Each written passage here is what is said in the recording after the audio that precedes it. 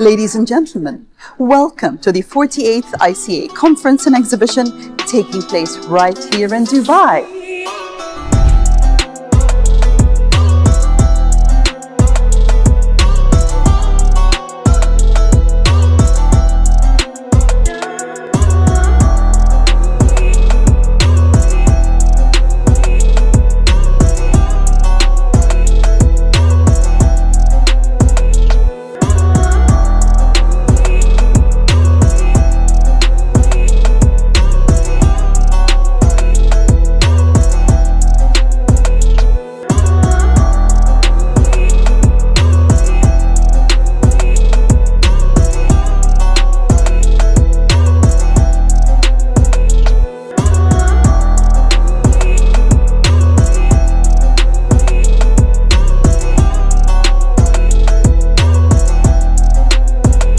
Thank you.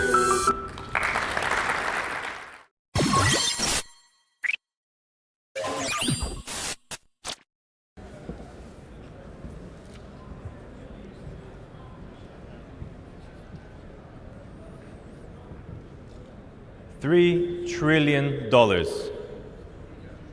$3 trillion. That is the amount of investment committed to AI over just the next 5 years. We've never seen this amount of investment in such a short space of time with any technology or almost any topic on Earth in human history. Only two scenarios will exist. Either AI will do everything it's supposed to do, it will be truly magical and create a lot of problems and opportunities along the way, or it will still happen because investors need to get their money back.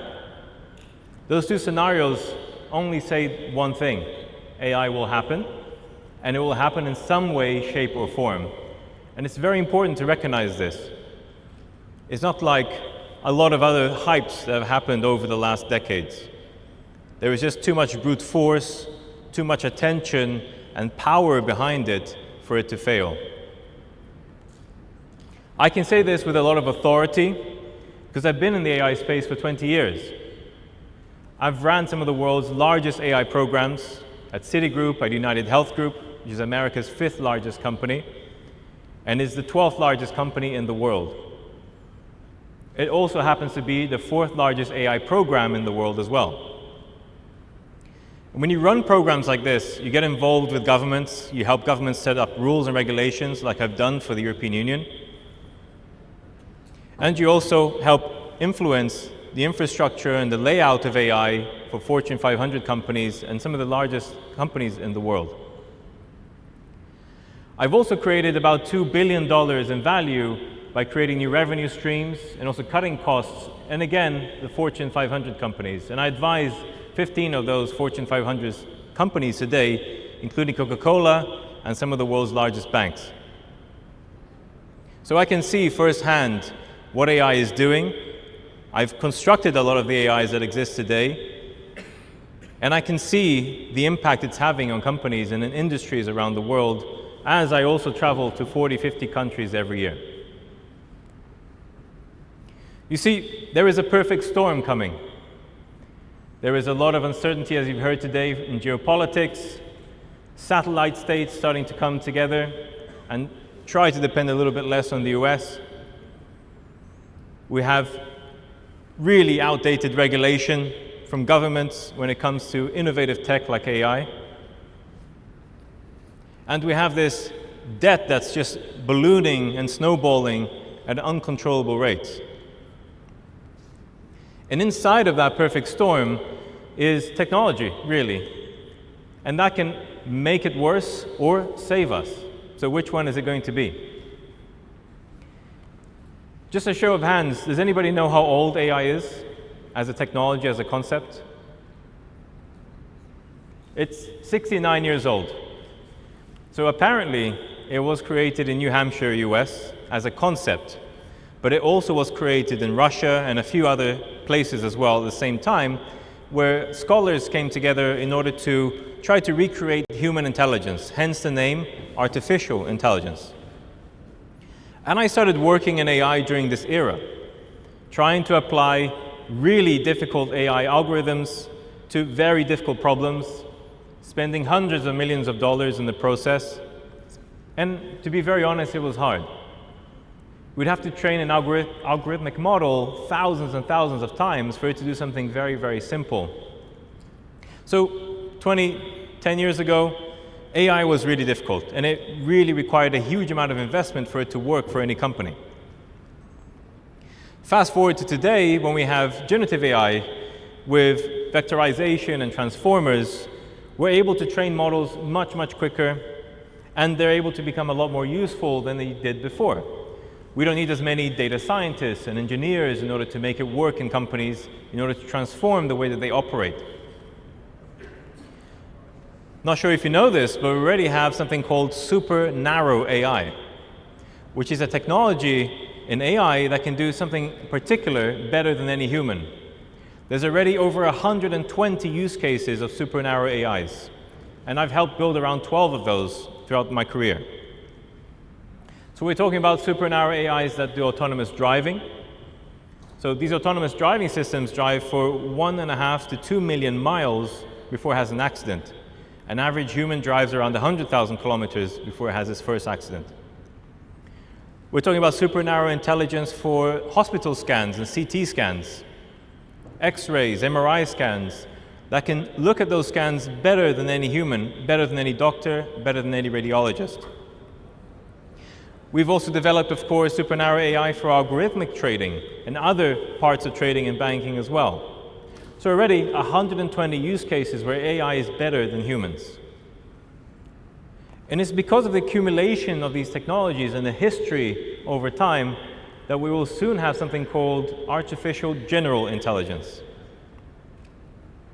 And this is going to happen far sooner than you think, in the next couple of years.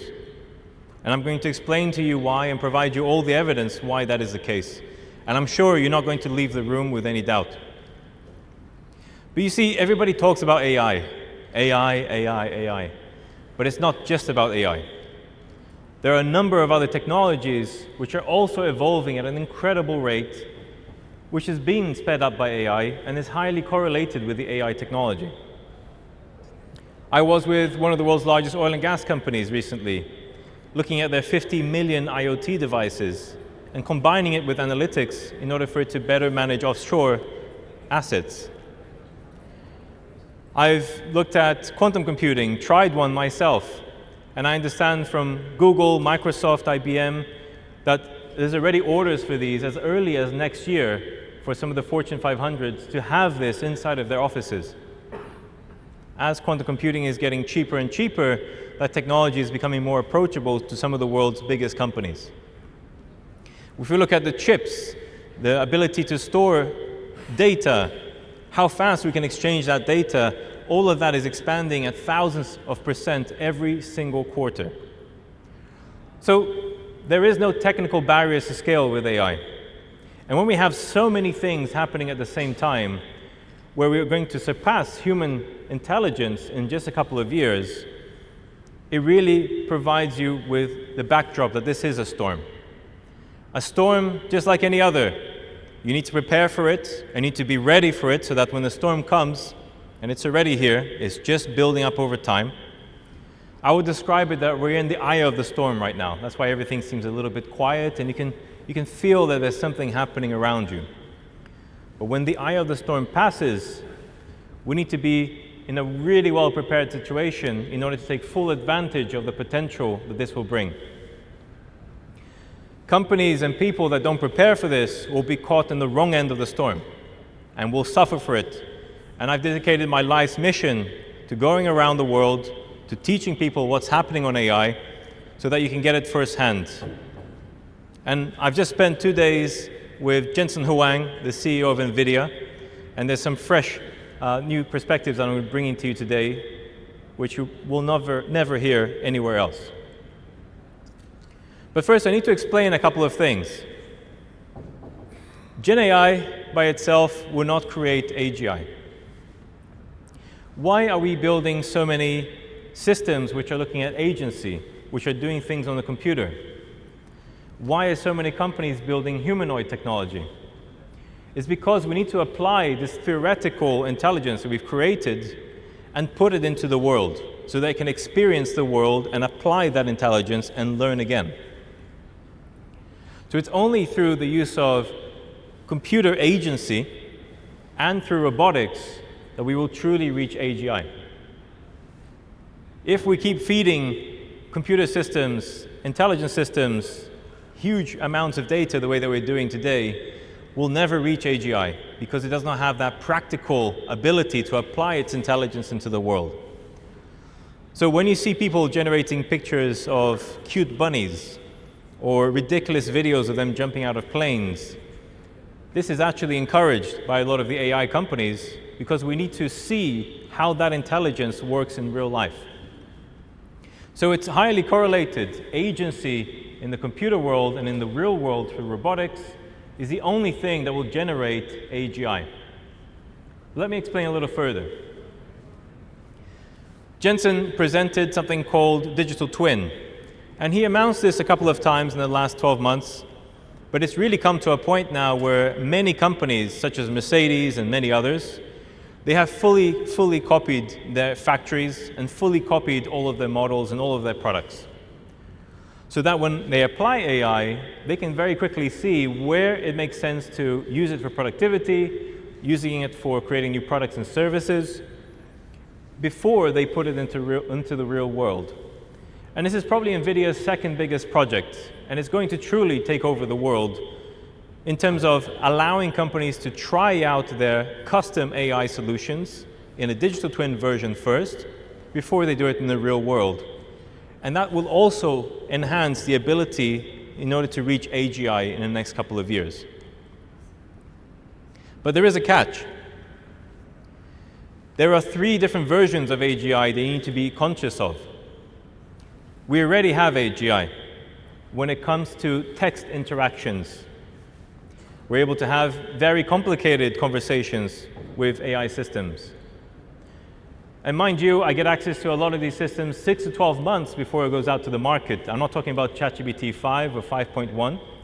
I'm talking about ChatGPT 6, 7, and the new versions from Gemini, which are not available to you yet. So AGI, in the essence of the word of being able to have an interaction with an intelligent system on any topic, already exists. We're going to get to the version 1.1 of that once agency has managed to go out into the world and companies have started to hire agents in order to perform tasks inside of companies. And that version 1 of AGI system will start to apply its knowledge to real-life scenarios, real-life human interactions in complex situations, and we'll get to version 1.1 of AGI as early as next year or the year after maximum.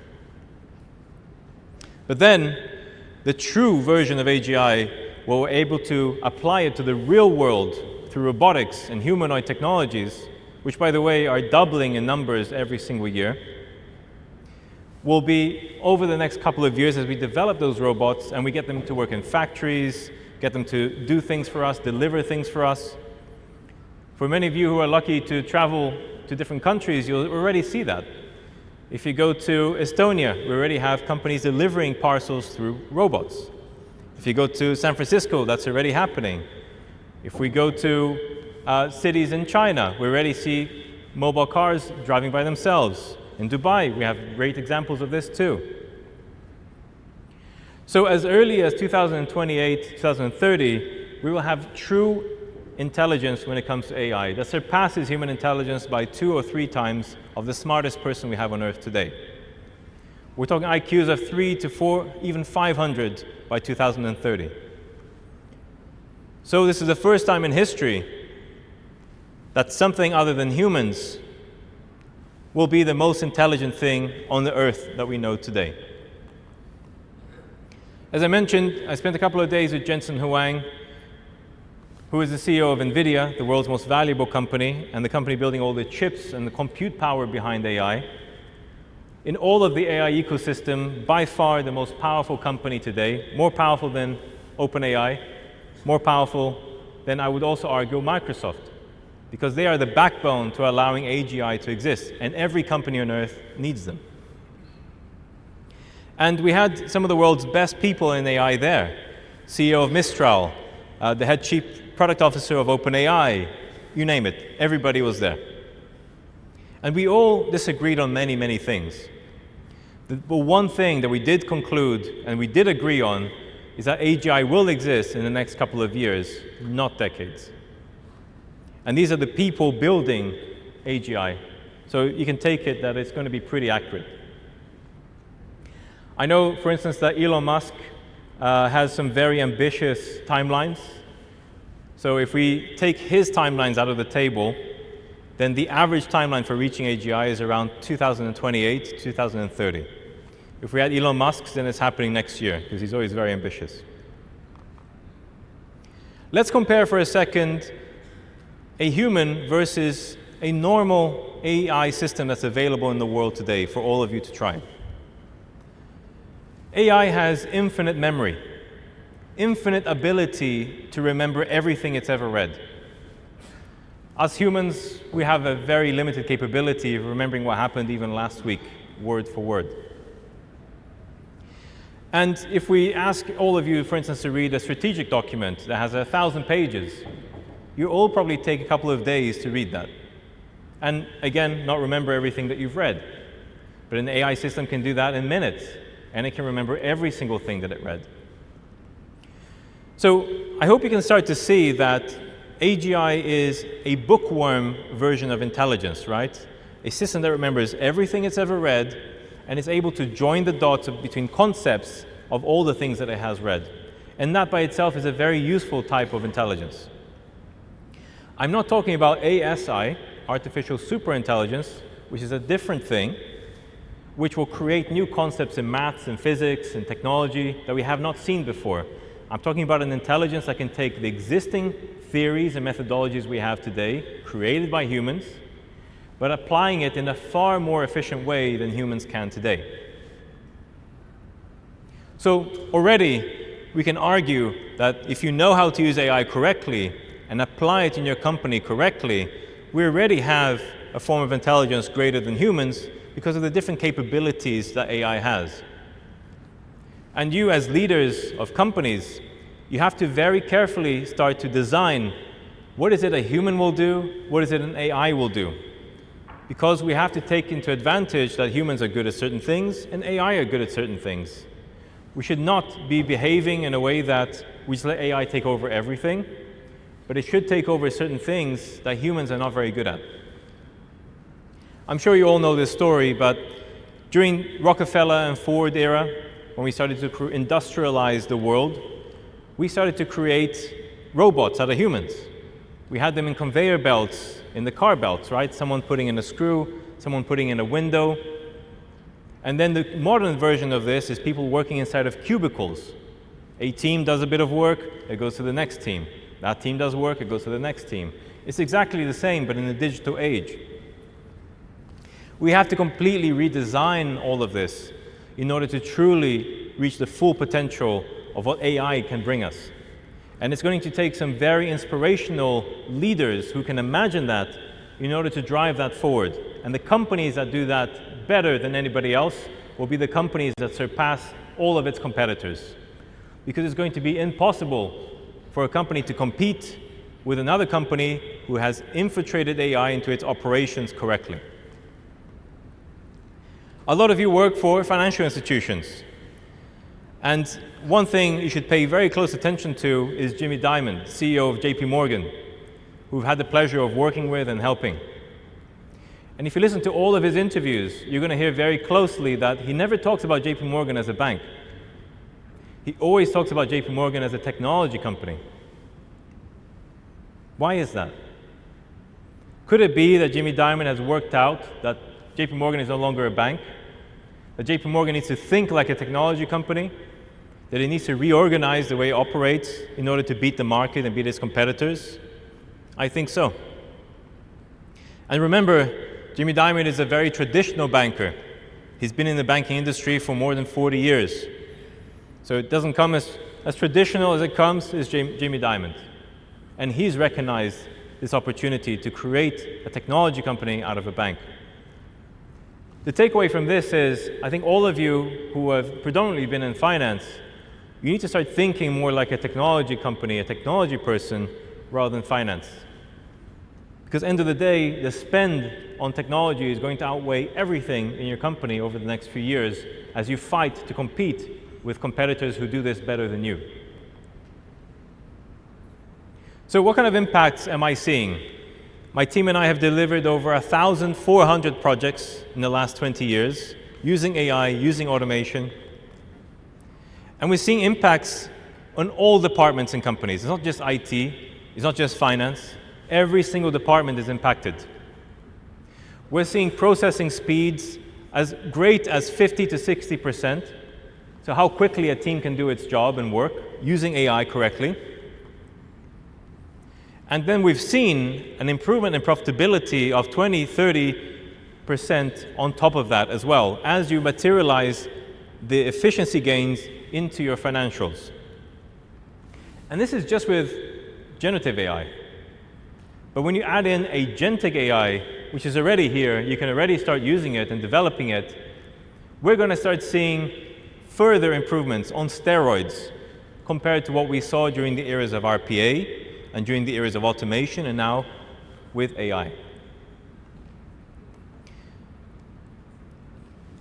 This is the reason why I was able to take a company that was worth 900 million euros to 4.9 billion euros in under 4 years, by infusing AI into its operations, rethinking the way work is done between humans and AI, and coordinating that work in workflow engines. It was truly, truly transformational to see how much better we got versus competitors who didn't do this. We were able to compete on price, we were able to compete on speed. The breadth of services that we delivered was just immense because we're able to make these gains and reinvest back into the business. Something that's going to shock you, and I have quite a lot of evidence to back this up. I believe that there's only going to be a couple of hundred jobs available that humans fully do in the next 15 years. And these will fall into 3 different categories. There'll be the more basic jobs, the more junior jobs, which are more data-driven, copy and pasting. Doesn't need such a high IQ to go and perform in the banking world.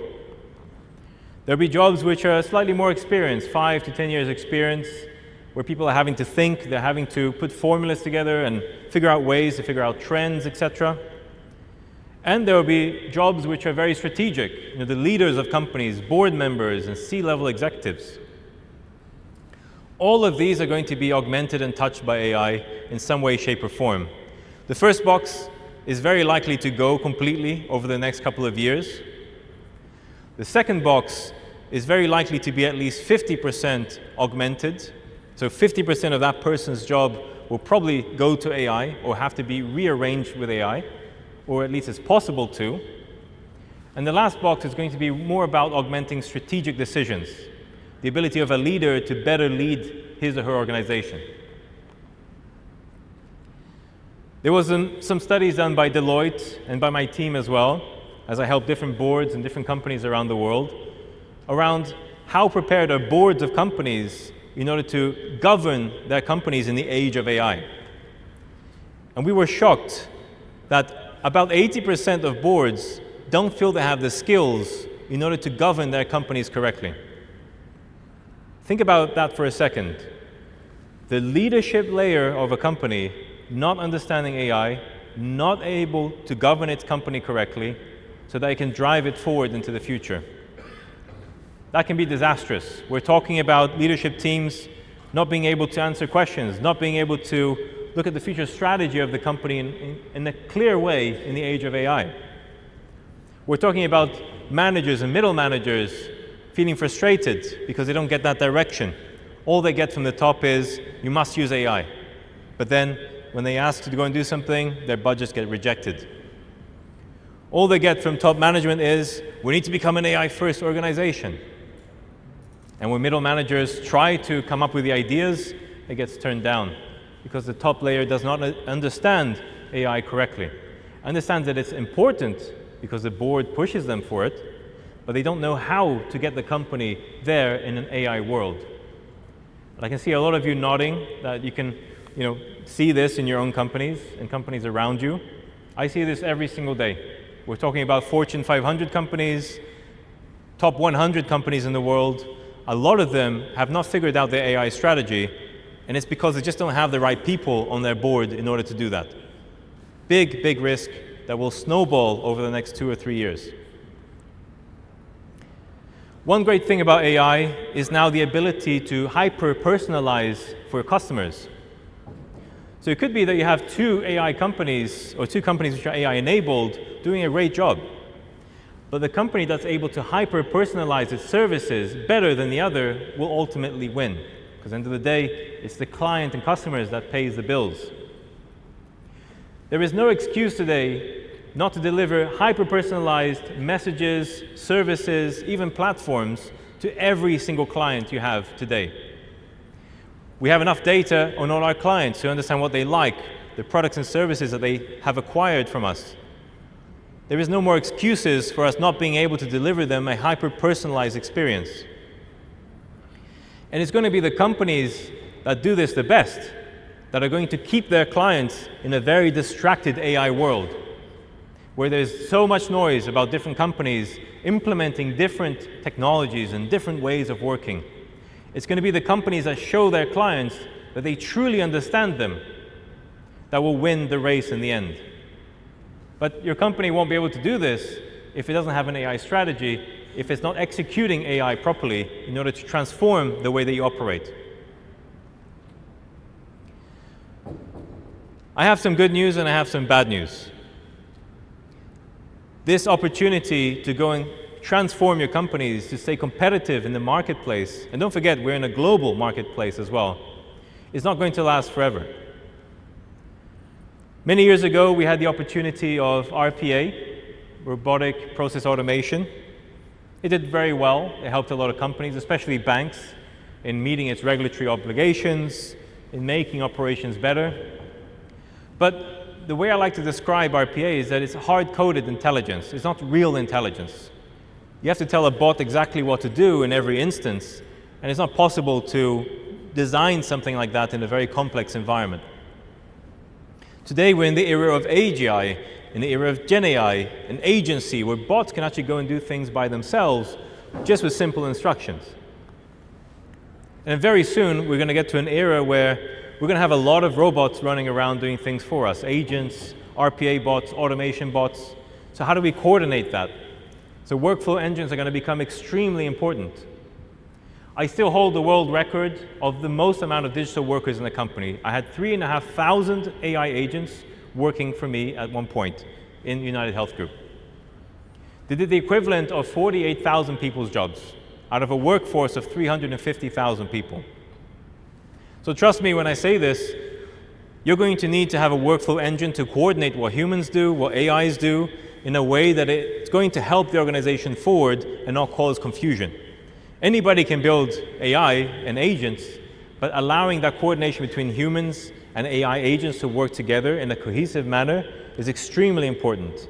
And that's why company and work design is extremely important for you to be able to build these systems to coordinate all of this work. So there's a window of opportunity here, as you can see, with the different dates. And it's not going to last forever. Don't forget, you're not the only company trying to figure out what to do with AI.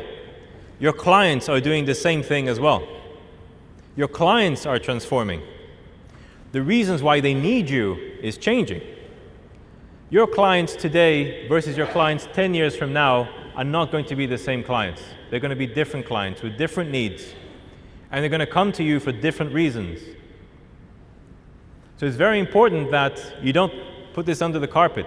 You don't leave it for next year. There is nothing else that we need in the world of AI and technology in order to truly transform a company. So there's no point waiting another 6 months. So I truly believe, with all the different scenarios I've looked at, there's only 2 or 4 year window for you to go and completely change the way your company operates. Now, as most of you know, to do anything in 1 year, it takes time. You have to go and speak to people. You have to raise a business case. You have to raise a budget. You have to get people on board. All of that takes time. So to transform a company in 2 to 4 years is actually not very long.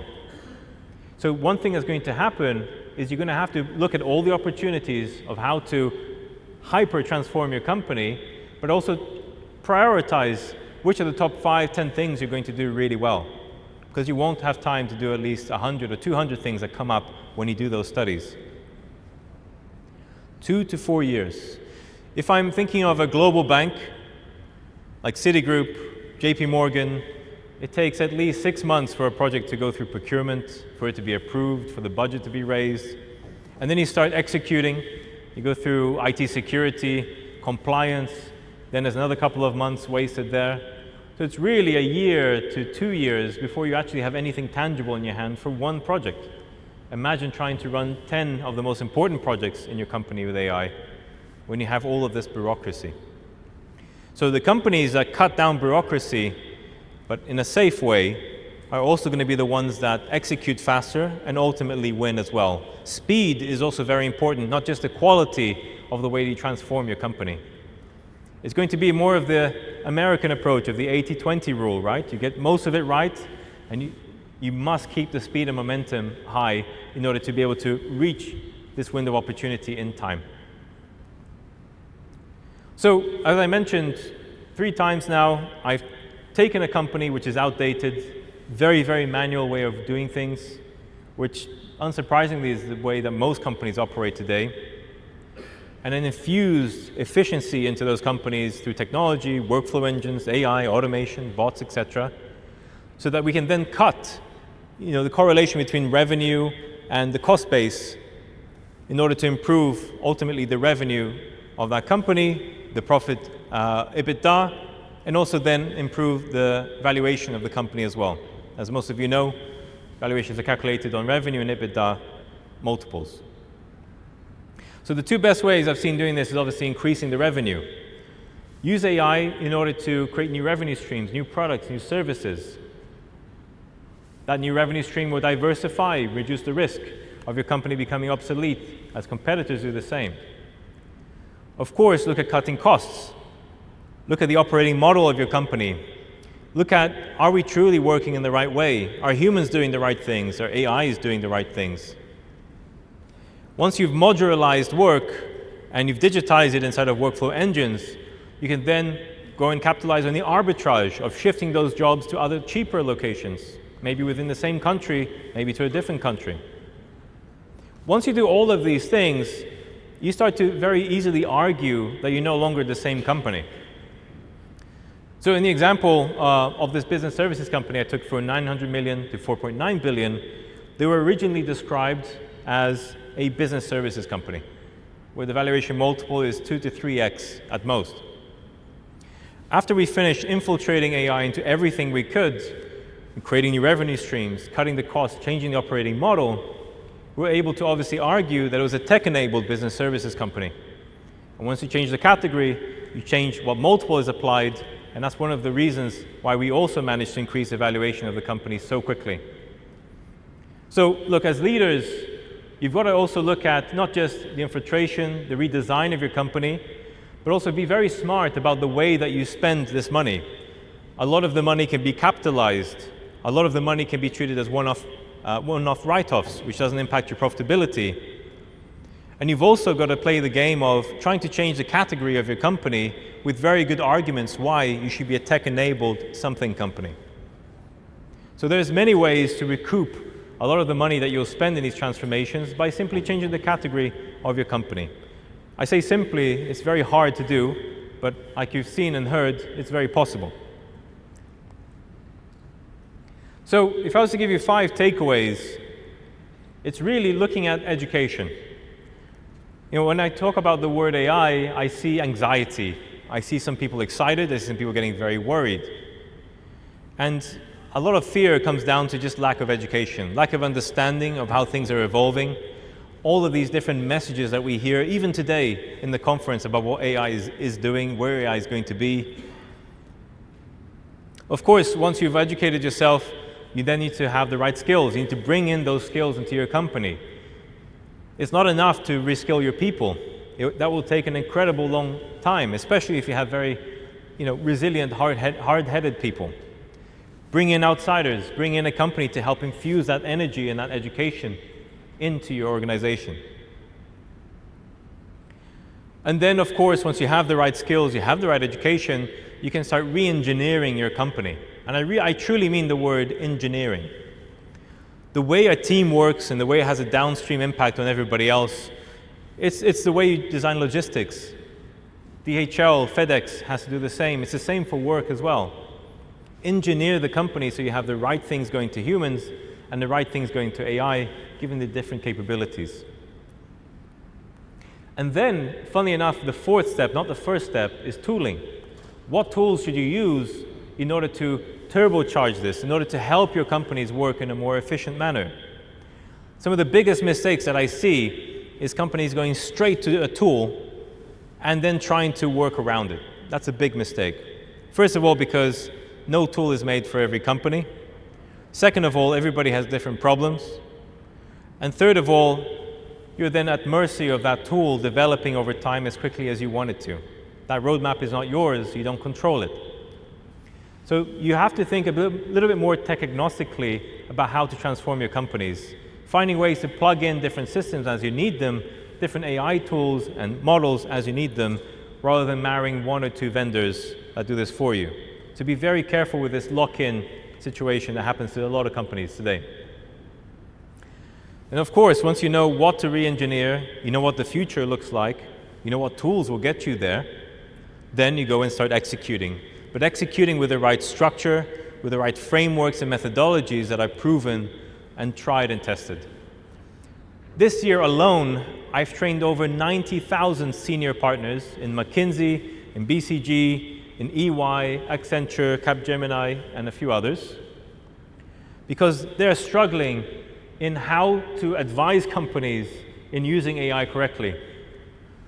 Their very fancy slides and decks are beautiful for strategy, but when it comes to execution, they're falling behind because they don't have the grit and the experience of doing this themselves.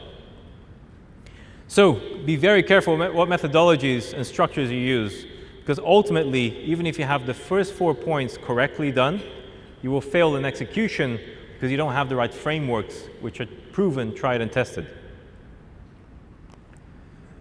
So, last slide, and this is something I like to put on because people ask me what's going to happen in the future. I don't know what's going to happen in the future, but because of the access that I have around the world for AI and politics and governments, I can predict at least the first phase pretty well, and then the second phase starts to get uncertain. As you can see, there's an uncertainty index going down exponentially. So the next 5 to 8 years, or 8 to 10 years, we're going to see companies using AI as much as possible. They're going to make a lot of mistakes, they're going to waste a lot of money, because they're going to not do the first 4 steps that I mentioned. They're not going to have the right frameworks. But they're going to push forward because everybody else is. And the fear of missing out and not being competitive is going to kick in. Governments, most governments, except for the UAE government, which I'm very proud of, has a minister of AI, which is truly remarkable, well done. Many other governments, though, don't have a clue about what to do in terms of regulation. So what's going to happen is private companies are going to infiltrate AI as much as possible. At the tail end of phase 1, we're going to see massive unemployment for the people inside of that box 1, in finance and in every single industry. I predict that unemployment rates are going to reach further than COVID unemployment rates. Global employment is likely to reach around 20% in the next 8 to 10 years. And then what's going to happen is we're going to go through a period like we did with COVID, readjustment. Some companies going bankrupt, a lot of M&A activity. And then we're going to start seeing a lighter era of AI, hopefully where new systems get introduced, new regulations are introduced. Perhaps new economic models will be introduced as well. If you can print and do anything with AI, if you want a new shoe, if you want a new car and your robot can go build it, it breaks the whole economic system, right? Of having to go and purchase things in companies, paying taxes, etc. So phase 3, if we're all very honest with each other, brutally honest. Surely you must feel this in your heart one day. It doesn't make a lot of sense to wake up every morning, go to work 8-10 hours a day, some of us 15, 16 hours, end up getting a paycheck, paying taxes, going to the shops, buying things, eat, sleep, repeat. For a lot of people, it does not feel like they have a higher purpose. So the ultimate goal and the ultimate result of having a higher intelligence in us is, I believe, that at some stage in the very distant future, we're going to reach a point where we're not slaves of this economic system we've created, but we're going to start coming together more as a community, as a global community, around larger goals to the future of human existence, exploring new planets, trying to invent limitless amounts of energy, trying to find cures for all diseases, things which are bigger than all of us, rather than just trying to find the paycheck and paying for our mortgages and things like that. So my hope is that humanity will come to a point where we find the meaning of life. And I truly believe that having this higher intelligence to take away this thing that keeps us busy every day, keeps us in the rat wheel every day, and taking that away from us is going to force us to come to the realization that there is something bigger to life than just work, sleep, repeat every single day. Thank you.